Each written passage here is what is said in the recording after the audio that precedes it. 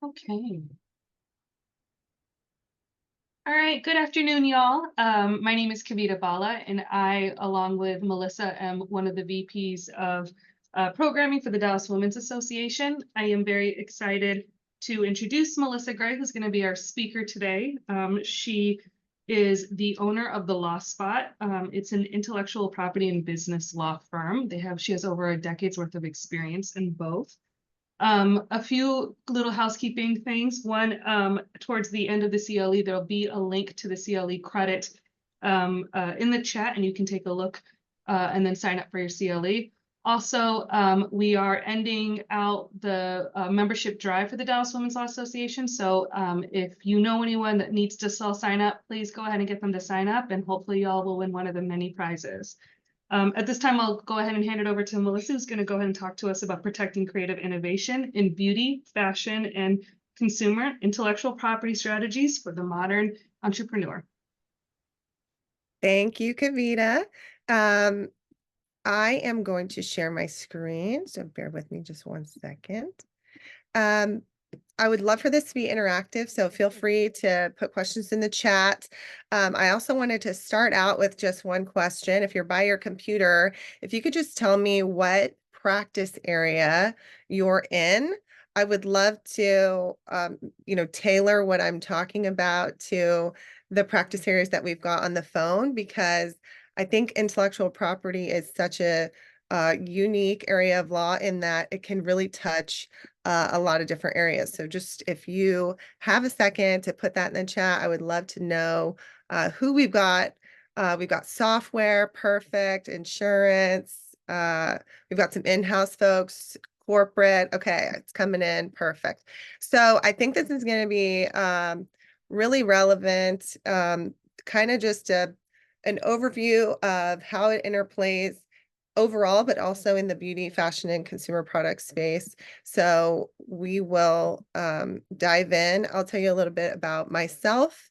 I want to touch on the impact of IP across industries, as well as practice areas, and how you as a practitioner can issue spot those things to the benefit of your clients. And then the convergence of technology and IP, and then some key takeaways. So my name's Melissa Gray. I've been practicing since 2011. I started in Florida. I moved to Texas. My husband and I met in law school. Typical story. I have been both in private practice and in-house. So I was general counsel at a manufacturing and distribution company that sold building products. So nothing sexy, but super practical. They had a huge IP portfolio. And then I was in-house at a boutique IP firm in Dallas. And 11 months ago, decided to open my own firm. So the Law Spot is really my baby, and it's grounded on the idea to help entrepreneurs, small business owners with their IP and small business needs. And in addition to IP, do the general corporate as well as some M&A work. So that's a little bit about me, and we will dive in. So how IP issues flow into other practice areas and how to spot them. So we've got people that are spanning different practice areas, as well as people that have maybe been practicing longer or shorter. Just a little bit about specific areas of law and how IP can influence those areas, and what to watch out for if you are presented with a potential case, or you're working with a client that maybe is going beyond what your traditional path is.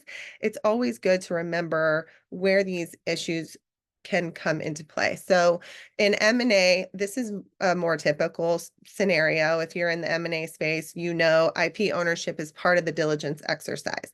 So you're assessing the portfolio. You're making sure that that is licensed, assigned properly. And then in the APA or the stock purchase agreement, you're making sure that those rights are being defined and transitioned properly. There's also regulatory requirements that come in, especially with multinational transactions that can involve intellectual property. In the litigation space, You've got your enforcement of IP that, can span patents, trademarks, copyrights, or trade secrets. And this comes up in the valuation of damages as well. So knowing how to address those and to enforce those with injunctions or whatever the case might be often comes up in the litigation space and can be a specific issue of itself if you need to uh, value that asset and the damages from that asset. We had some technology and privacy law people. You guys know data protection and IP are intertwined, especially with the software that's involved in collecting and maintaining that data, and the cybersecurity and trade secrets that are a part of it. But where you don't necessarily think about IP is in practice areas like estate planning, but where we are seeing more and more older practitioners not necessarily coming into the new technology is in their intake forms and things. They're not asking about things like NFT ownership and digital assets, how they want to handle the transition of social media platforms for deceased people, and then the family-owned businesses and transitions on the estate planning side definitely need to be addressed within the estate planning practice. But if you're not up to date on the IP that is capable of being protected, you might not know to ask if somebody owns those things and how they want to have them succeed in their will. IP in entertainment and media is more common, but on the licensing and royalty side, it's not just about acquiring the asset, it's about the longevity of that asset and how that distribution and royalty is going to be handled long term. And then on the real estate side, the development of a project, they're often brands in itself. So if they're working with a company to create a complex, for example, that has a hotel or multi-use facilities on it with conference areas and apartments, that is a huge development, but it's going to be called something. And I had a client when I was in private practice that was huge in this place. They had to do a clearance search every time and then make sure that the the transition of the IP rights when the property was eventually sold after the development was part of that plan. So and then on the employment and labor side, you've got your NDAs, your employee contracts, establishing whether somebody is an independent contractor that inherently owns the work they're doing unless it's assigned, or if they are truly an employee, and then making sure that whatever confidential information, including the trade secrets, are governed by NDAs. So IP, I even added one more. Look at healthcare, okay? Patents, research, medical innovation, specific space. But the point being, IP touches every legal industry. So whether you want to or not, you should at least be high level aware of how the 4 areas of IP, which is on my next slide, translate into where you are and when to call for help if you're not necessarily as well versed in that particular industry. So the 4 types, we've got trademarks, copyrights, patents, and trade secrets is essentially the 4 buckets of IP that come into play where you are. Trademarks are source identifiers. So they are going to be anything that signifies your good or service. I put some big ones here on the screen, the McDonald's logo, but it's not just words and logos. That can extend to colors and noises. If you know the ESPN, my husband has the ESPN app on his phone, and you can hear the da-na-na every time the notification comes through. That is a trademark for ESPN because when you hear it, you know that is from ESPN. So on the trademark side, there is a lot of non-traditional assets that you could have as part of your business. And if you have a holistic conversation with your client about what those things might be that could eventually have value, just being aware of those potential things from a trademark standpoint is very important. On the copyright side, this is artistic creations that are fixed in a tangible medium. So when you think photographs or the paintings, you've got code, things that are created in your mind, but put down that you wouldn't want to give somebody the right to copy. So that's your books as well. So the co-authorship is also something to be mindful of. Is that work being created with another person? If so, then that's a co-authorship agreement, not necessarily a copyright owner of one individual. And we'll move on to patents, which is your inventions. You can also have a design patent, which interplays a lot with the trademark space too, because it's the design of a product and how that is a novel. It's capable of patent protection if it's a novel design. And in order to know that, you have to evaluate the designs that are currently protected and how your invention is different from the prior patents on the record. So the final piece is trade secrets, which is anything that if it was disclosed would cause you monetary harm, but it doesn't fall into one of these other buckets. So the example I love is the recipe for Coca-Cola. It's a recipe. Recipes are not capable of trademark, copyright, or patent protection. But if the recipe for Coke were to get out, that would be extremely detrimental to Coca-Cola's brand. So I like to call this the black box.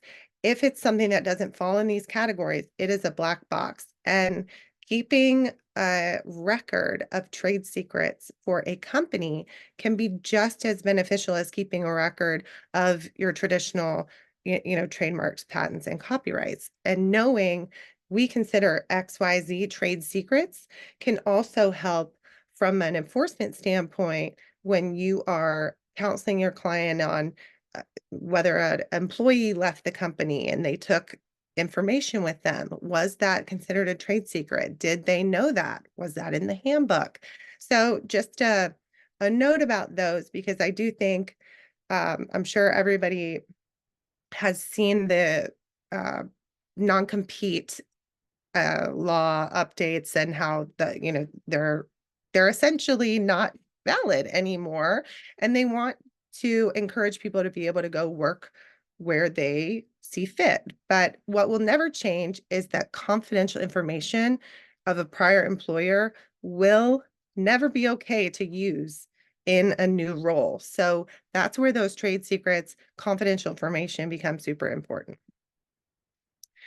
So turning to the beauty, fashion, and consumer product space specifically, these are highly creative and innovative industries. They are on the forefront of new product designs, branding. They're constantly pushing the envelope. So IP protection as it relates to these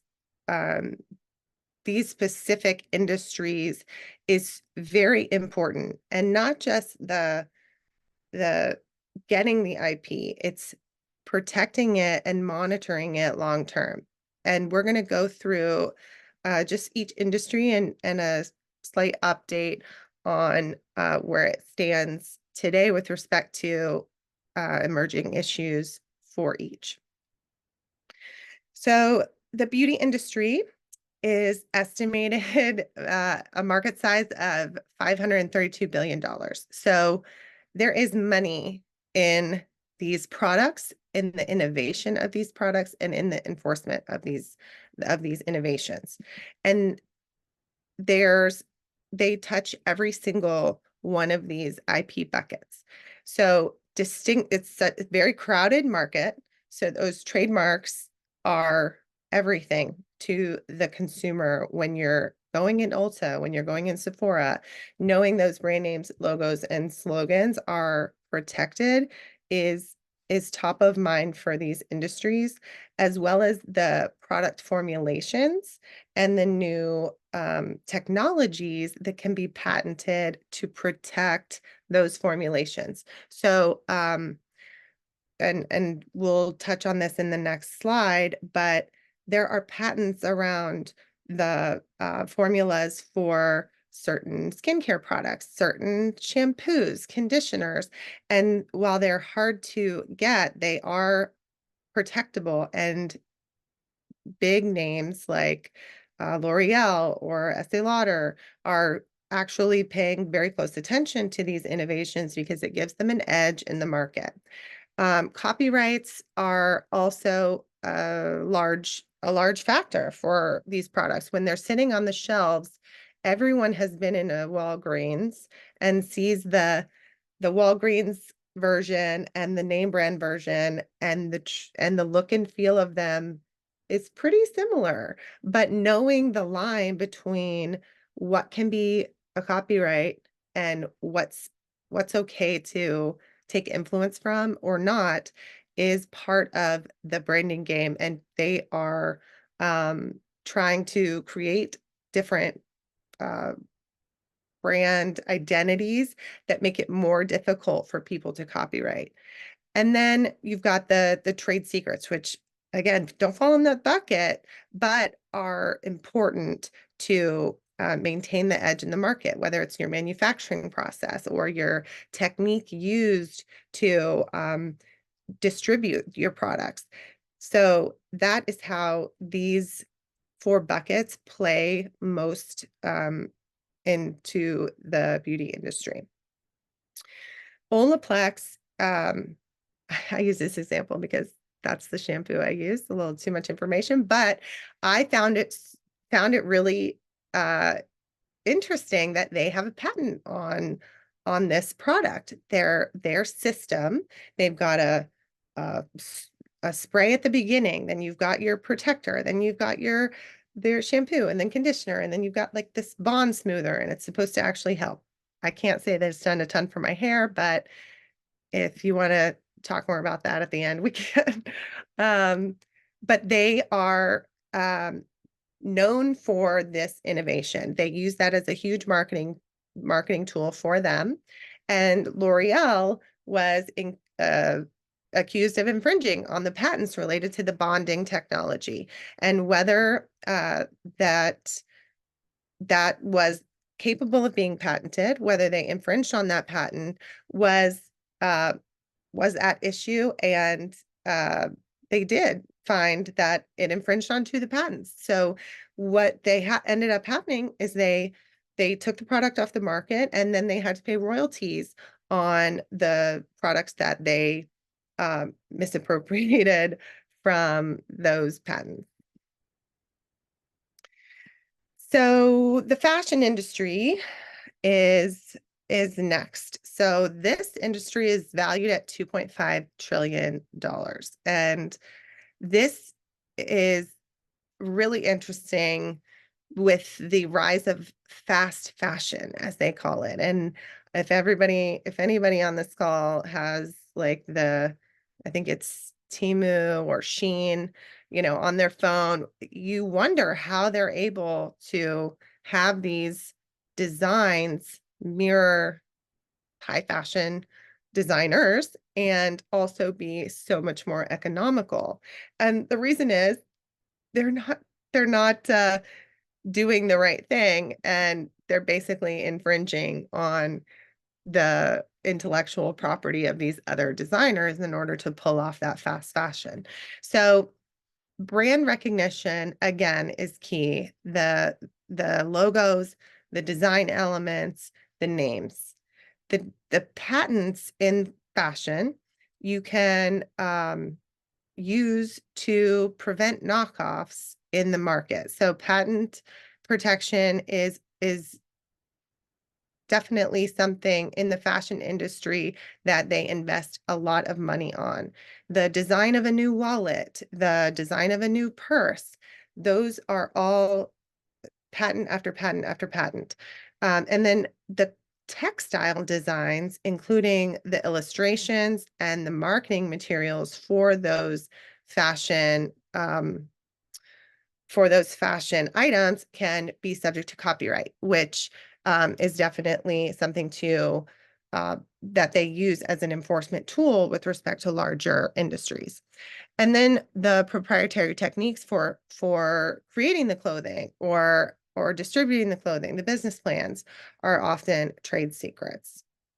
And so here's the Sheen fast fashion. So there's multiple lawsuits, some of which are based in the forced labor context, but a lot of which are based on intellectual property. So the allegations here are that Sheen is using artificial intelligence and data scraping to identify the designs from social media and then recreate them to create their own products. So they are there are some designers that have grouped together. There's a class action that it's selling exact copies of their work, which violates RICO. So this is going to it's not decided yet. There's a lot of lawsuits pending, but in this specific industry, it is high dollar. They are making a lot of money. And in order to be on guard, a fashion business needs to have these areas under control and have a way to monitor and enforce their rights afterwards. So for consumer products, the industry is about 12 trillion. I excluded the fashion and beauty industry from this figure.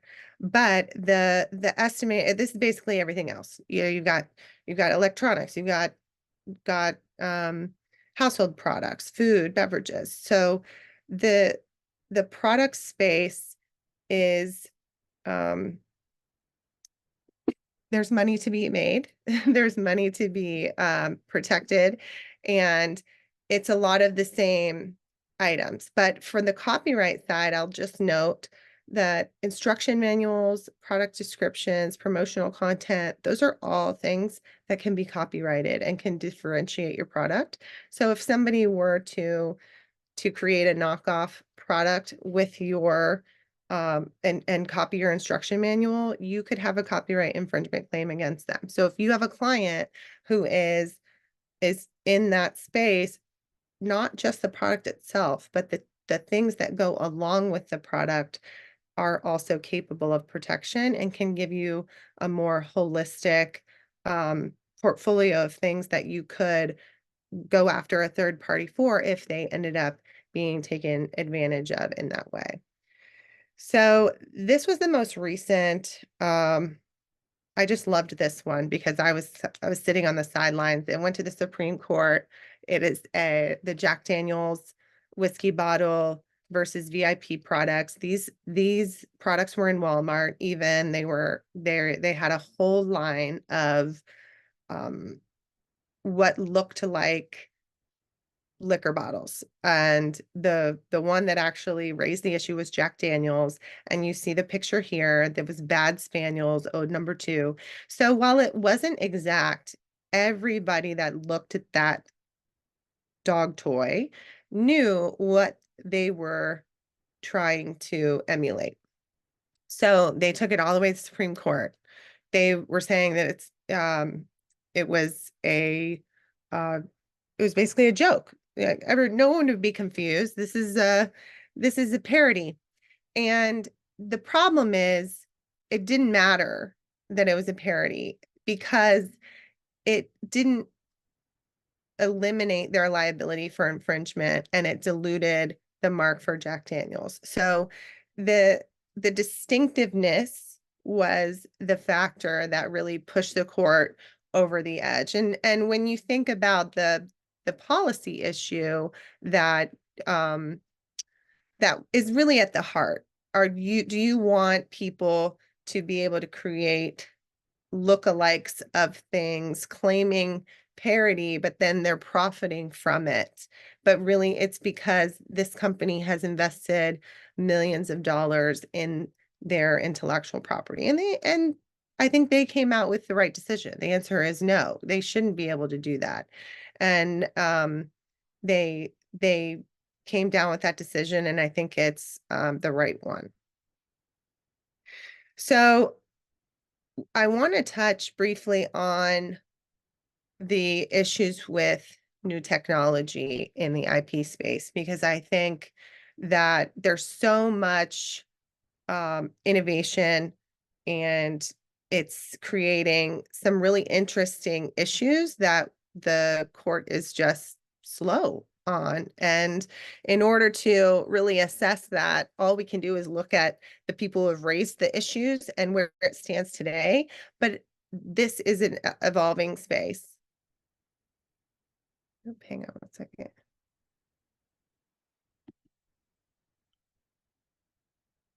Am I frozen? Can someone tell me? Am I good? Okay, I'm good. Sorry. So let me go back. So I want to touch on NFTs and digital assets for a minute, because this is where the interplay of technology and IP is just starting to evolve. So if you're familiar with the NFT space, it's essentially the digital asset that you're buying.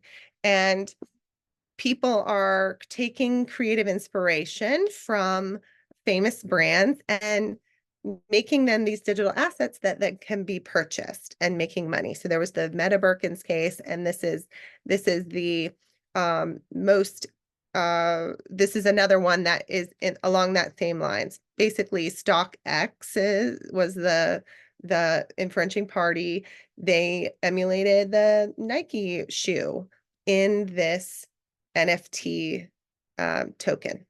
And they were physically linked to sneakers, but the main issue was whether it was trademark infringement and false advertising.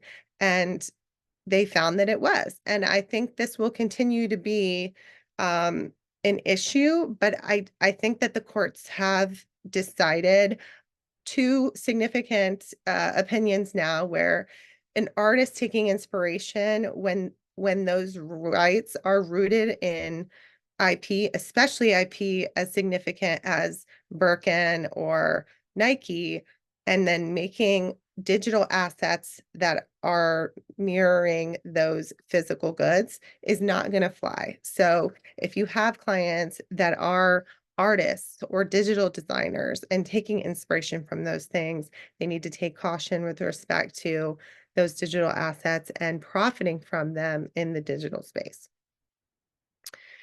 The other is this concept of AI and how that contribution of AI to a work produced by a human is treated with respect to intellectual property. So AI is also, in addition to sort of words, it can create images, it can create lots of things. I won't lie, I had AI help me craft some of the slides in this. The question is, who is the author when you are using a tool like ChatGPT or one of the others to create a work? And then who owns it, right? Do I own it? Does the platform own it? Is it original enough to meet the threshold of copyright protection? And the two, there's been a few people that have tested this, essentially filing their copyrights with the author listed as the artificial intelligence tool, and those have been denied. So it's clear that there's a human element that is required in order to have authorship. They are entertaining the concept of co-authorship between a human and AI, and that is still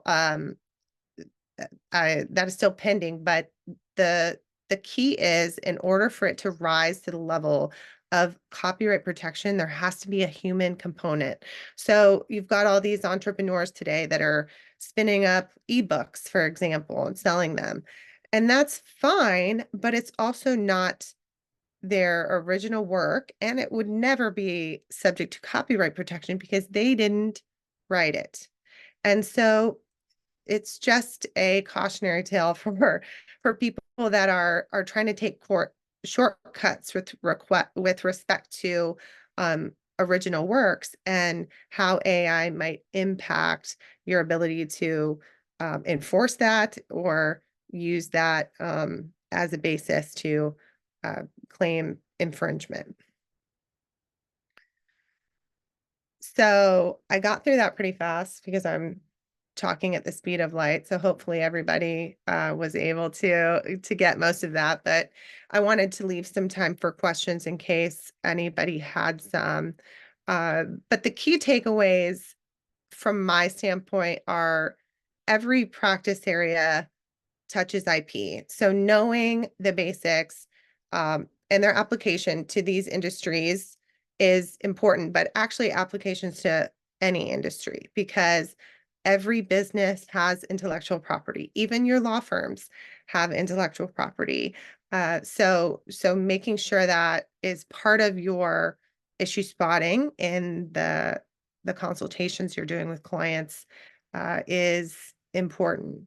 And then the what you do about it, right? The challenge is how you um proactively file and maintain those rights once you figure out who they are or what they are, and then enforcing them. Because if you do not enforce your rights with respect to any of this intellectual property, you dilute your claim to having the rights, in which case it makes it more difficult to protect long term. So the onus is on the intellectual property rights owner in order to maintain and enforce those rights against third parties that are infringing against you, which can get very costly.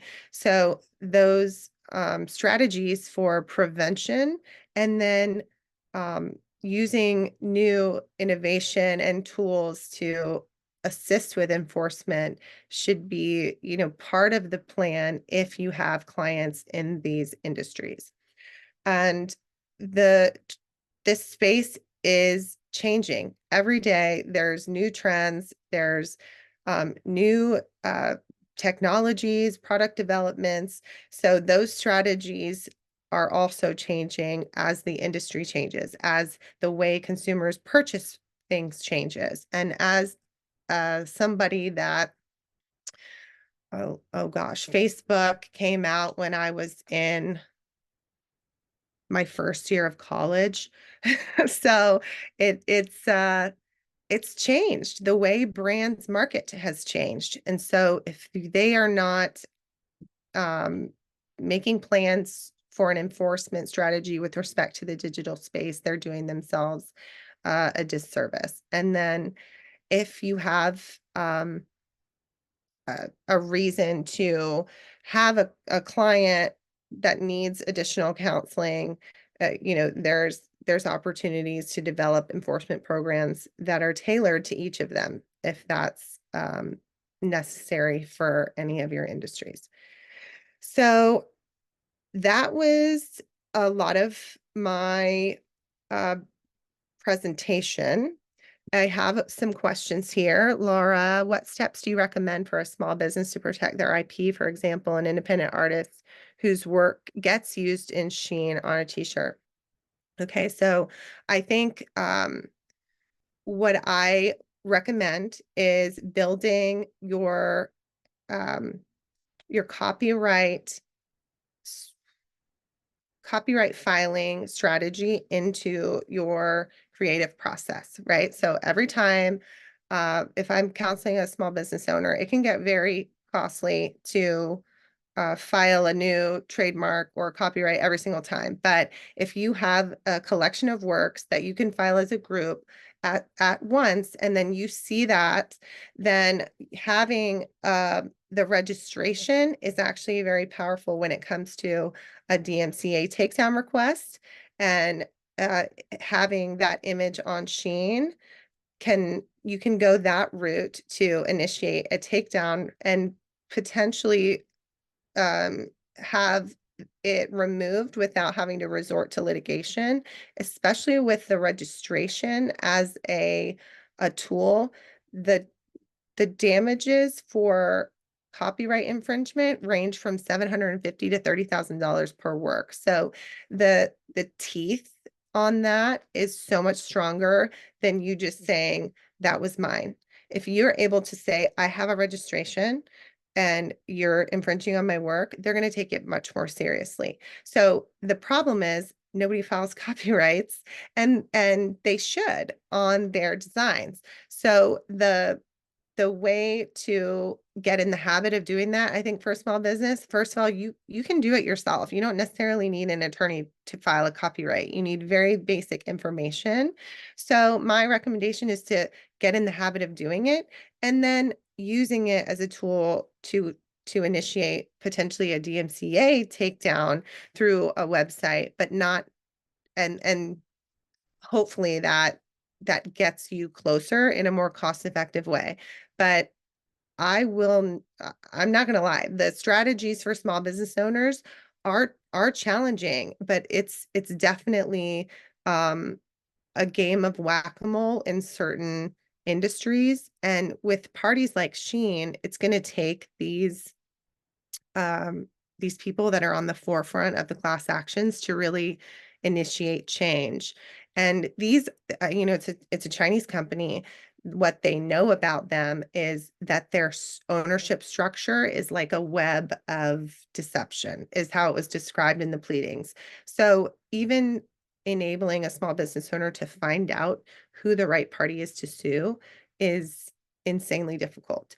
So I think there will be some of these bad actors that need to have big guerrilla brands take them down, and that will eventually trickle down to the smaller people.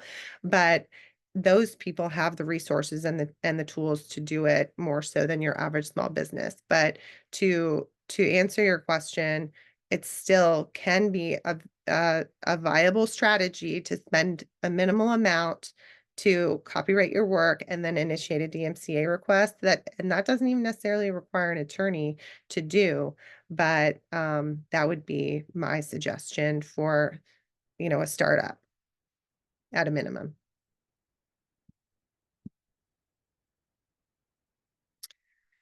Any other questions?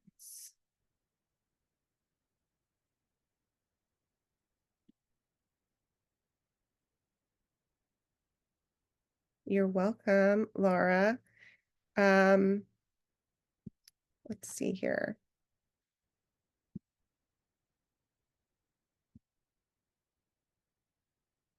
Okay, well, hopefully you guys found that helpful. Thank you to Dallas Women Lawyers for allowing me to present today.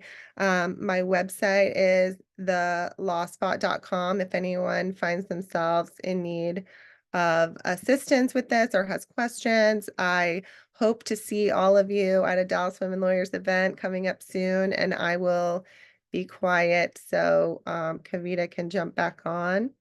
But thank you all. Thank you so much, Melissa. What a great presentation. Y'all, the link is in the comments, so go ahead and sign up for your CLE credit that way. Again, DWLA membership drive ends in a few days, so get those last minute entries. So hopefully you can win all the good prizes. And I echo what Melissa says, hope to see y'all at a new DWLA event in the future. Thanks, everyone. Goodbye.